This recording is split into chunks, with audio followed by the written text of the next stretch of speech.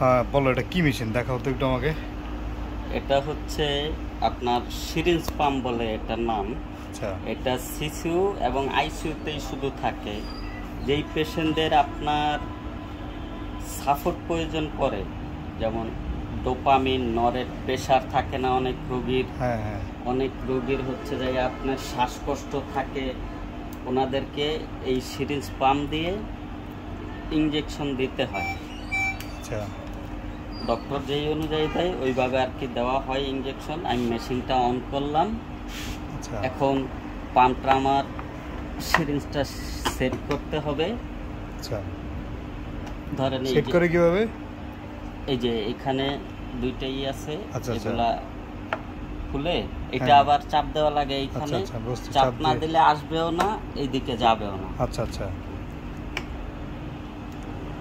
এই আমি সিরিঞ্জটা লাগালাম। আচ্ছা এটা আবার সেট না হইলে আপনি স্টার্ট যতই দিবেন স্টার্ট হবে না কিন্তু। আচ্ছা আচ্ছা এই আমার মেশিন সেট হয়ে গেছে। আচ্ছা পরে এখন ভলিউম দিব কিভাবে?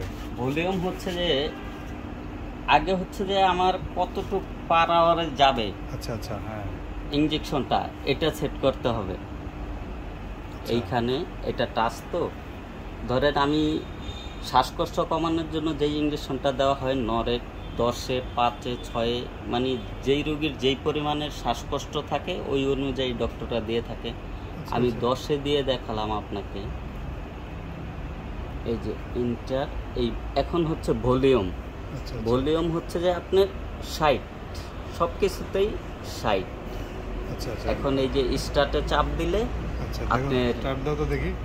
এখন তো হবে না, কারণ এই যে- লাগানো নাই। এমনি আপনার লাল বাতি চলে আসবে স্টার্ট দিলে। না, লাল বাতি আসবে না। এই চলতেছে স্টার্ট নাকি? চলতেছে, জি। Okay thank you.